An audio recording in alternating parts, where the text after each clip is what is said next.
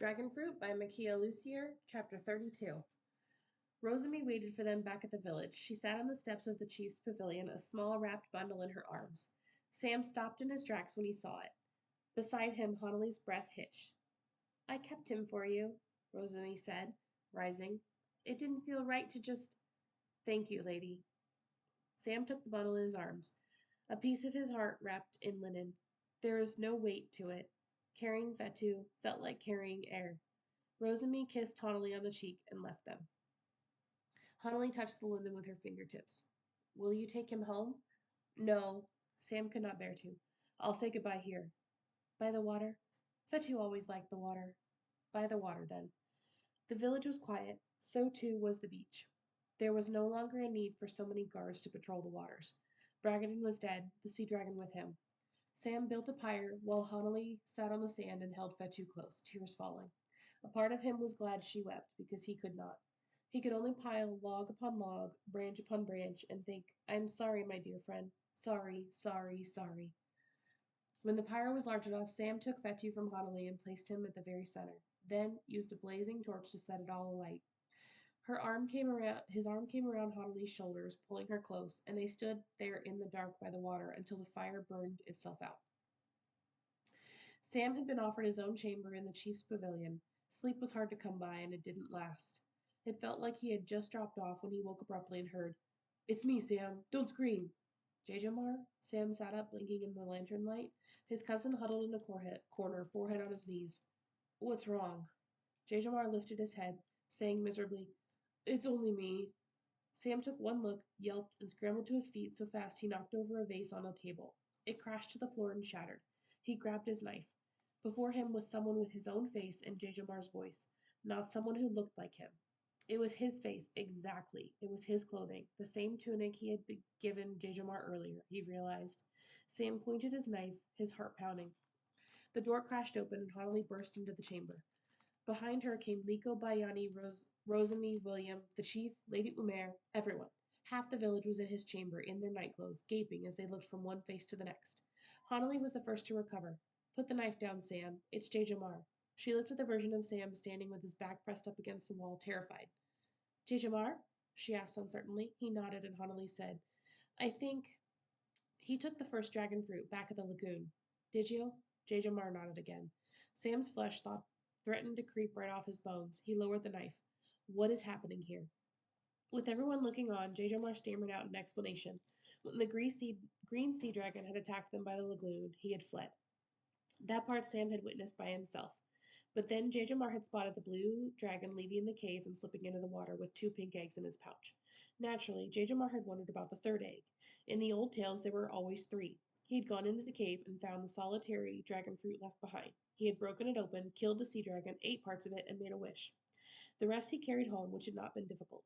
It was like holding a small child. His mother had been horrified, frightened that the queen would learn what Jajamar had done, stolen an egg meant for Princess Oleana. She had sent the servants away so they would not see when she burned what remained of the dragon. Sam's mind reeled. He thought of his Aunt Chessa standing by an open fire. What are you burning, Auntie? It was Honolly who asked his cousin, What did you wish for? Jajamar could not look at anyone, least of all Sam. I didn't want to be me anymore, he said in a low voice. A nobody, never doing anything right. I wanted to be like Samati. I wanted to be just like him. Sam said, You watched me try to find it for 10 years, and when you have the chance to help, you take it for yourself? Jajamar, my mother is dying. Jajamar slid to the floor. William stepped forward, then stopped, looking distressed and helpless as Jajamar wept into his hands. It was the only sound in the chamber until Chief Umair stepped forward. Prince Samati, what do you wish to do here? This is clearly a family matter. It is not. Sam turned to Bayani. Take him back to Tamarind at first light. It's not a family matter. This is the Queen's business. Yes, Prince Samati. No! Jajamar's head snapped up. Please, Sam. The Queen means Lord Isco. You have to help me. Stop. Sam still held his knife. Very carefully, he set it on the table and stepped away. He headed for the door without looking at his cousin. We're not boys anymore, Jajamar. Help yourself. Sam stayed on the beach until morning. He could not afford to wallow. Despair would not help his mother, but it tempted him. How vast the Nomi Nomi was. How easy it would be to walk into her waters and swim and never stop. Viti bit his hand. He snatched it away, hissing. The spider went tumbling through the air. When she landed on the sand, she was the size of a small dog. They glowered at one another, and Sam felt his heart crack. One marking left. You're not safe with me, Sam, he said. Viti bared her fangs, and Sam stepped back quickly. Her bites hurt. I don't know what to do, Vita Mahana, he confessed, using her given name, one he had not spoken aloud since he was a small boy. I'm not wise enough. The dragon fruit was our last chance, and I'm not even certain it would have helped us in the end. The spider crawled around him, placing herself between Sam and the sea. I wasn't going to. He trailed off, listening to the waves rolling in, the birds singing, the village behind him, rising from its sleep. Life marched on, even with a broken heart. Let's walk, he decided. He could feel others watching as he paced along the beach, a dog-sized VT by his side. No one approached, except, eventually, Honolly. She was dressed for travel, hat on her head, boots on her feet, a tiny sea dragon inked along her chin. Her eyes were red from weeping. It wasn't his heart alone that had broken. Sam stopped pacing. He brushed a hand along her cheek. Did you sleep? As much as you. No sleep for either of them. Sam looked past. Did he leave? Yes, William went with him. Unsurprising, the friendship between J. Jamar and the Esperanza had grown quickly. Do you think I was too harsh? No, Connolly said, but only after a long pause. Sam stepped away and flung himself onto the sand. Your no means yes. What J. Jamar did was bad, Connolly settled beside him. But Sam, he'll pay for it the rest of his life. With his guilt and with his face, he'll never be himself again. Don't ask for me to feel sorry for him, Honolly. Every wish demands a. Honolly, who had coaxed a smaller VT onto her hand, looked up in the silence. Why are you looking at me like that? Every wish demands a price, Sam said slowly.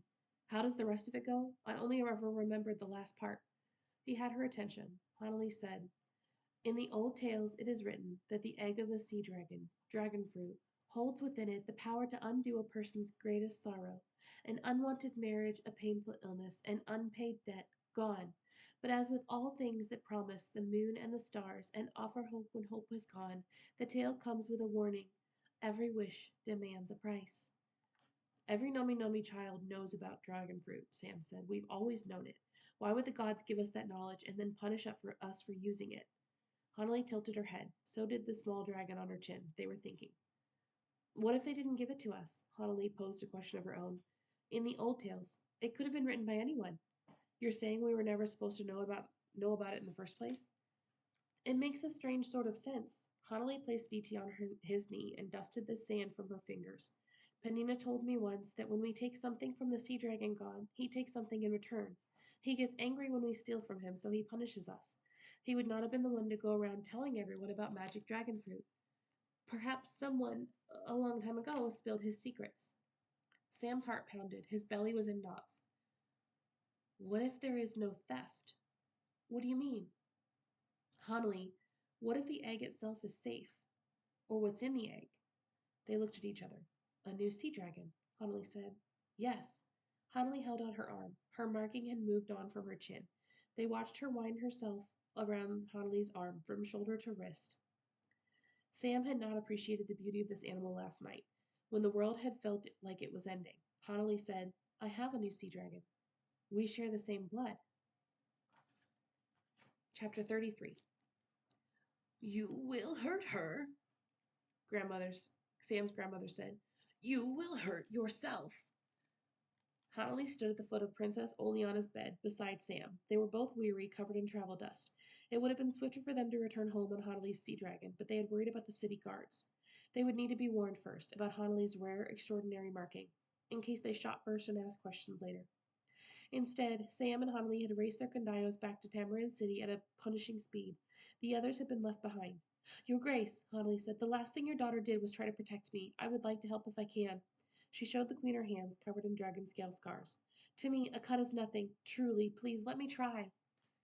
His grandmother took up her usual chair beside the bed.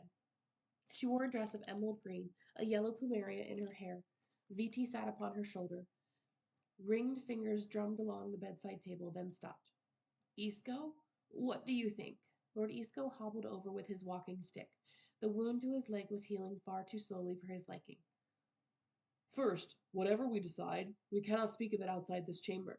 Ever. Otherwise, Honolly will be in danger for the remainder of her life. A target for kidnappers for anyone who thinks her blood might be of use to them. Agreed, Sam said. His grandmother dipped her head. Agreed. Thank you, Lord Isco, Hanley said. His uncle regarded her for a long moment, but the cutting comment Sam had half expected never came. His uncle bowed his head. You are welcome, lady. He turned away from Hanley's startled expression and addressed the queen. Second, your grace, why do you worry about a cut to her hand? It would also be nothing to her. And if it does not heal, his grandmother countered, if it continues to bleed away, it is not a normal sickness. There is no physician to tell us what is safe to do and what is not. She allowed her words to settle. Samatitama, what is your opinion? I defer to you, my. No, grandson, in this I defer to you. Her expression softened. You are not a boy any more. She is your mother. And and she had been asleep far too long. Sam did not hesitate. She would hate this limbo. We have to try. Sam did it himself. He cut Hanley's palm first, and then his mother's. Hanley held her hand over his mother's cut, watching as blood dripped and mingled. The blood of a new sea dragon, not stolen, given freely.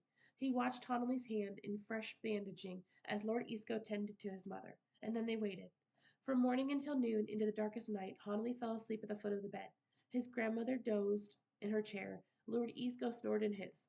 Only Sam stayed awake, keeping vigil, and so it happened that he was the only one who saw when his mother's eyes opened at last, near dawn.